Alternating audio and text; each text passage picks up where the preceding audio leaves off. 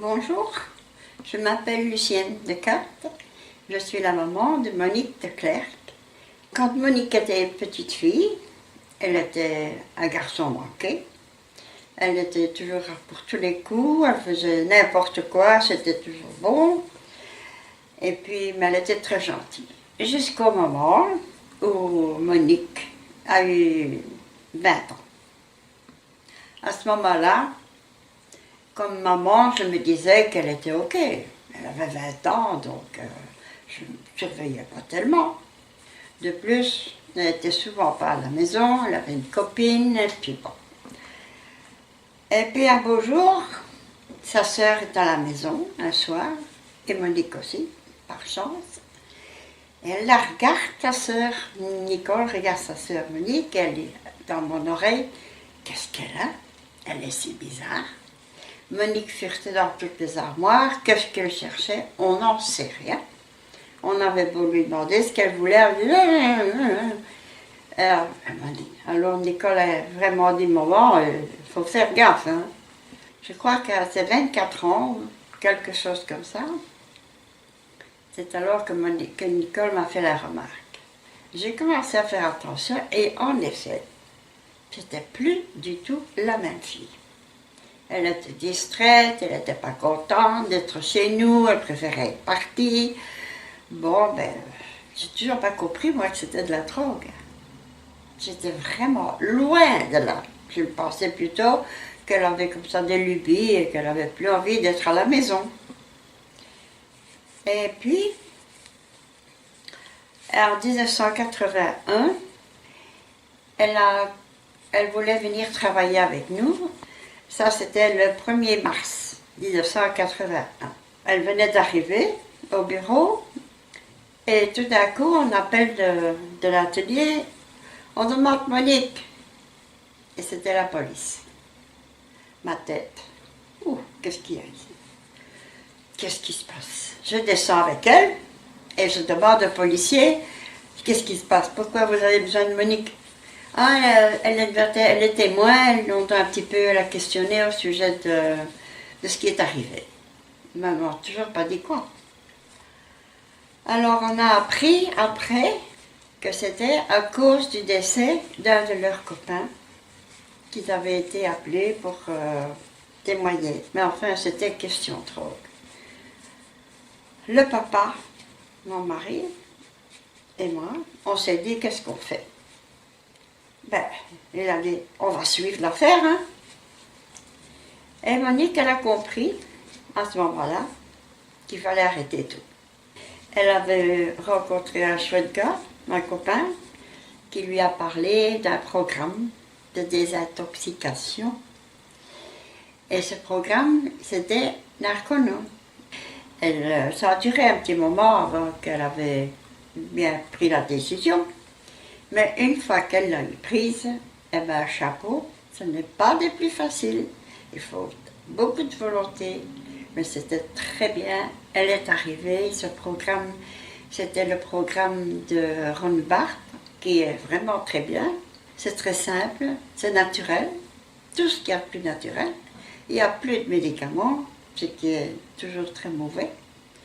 Depuis lors, Monique a eu une vie de plus en plus meilleure situation, donc un bon résultat.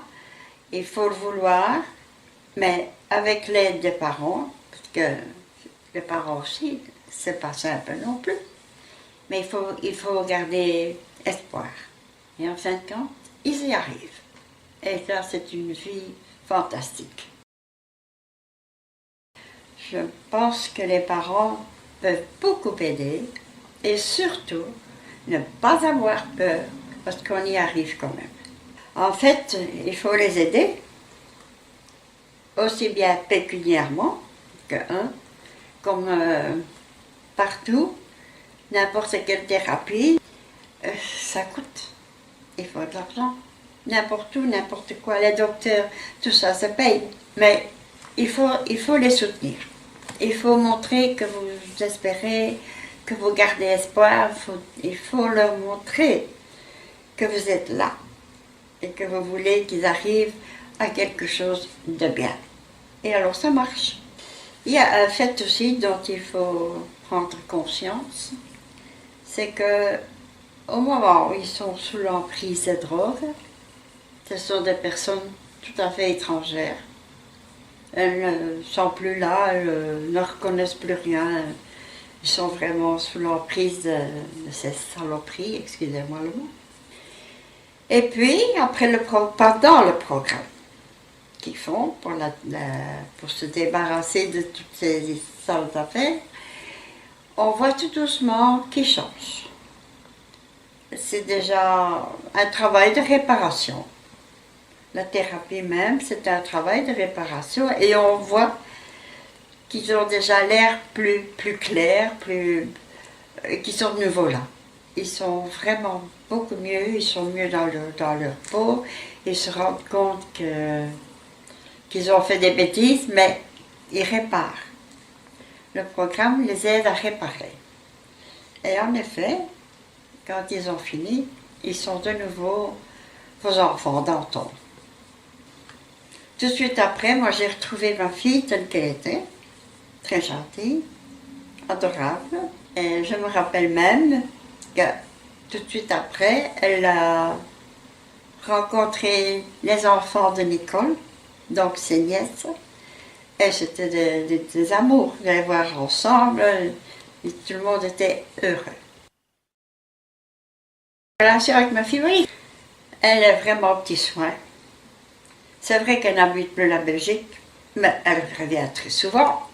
Et à ce moment-là, elle fait tout ce qu'elle peut pour sa maman. Et ça, c'est moi. Je l'aime beaucoup et je sais qu'elle m'aime aussi. Quant aux jeunes, faites attention. Réfléchissez.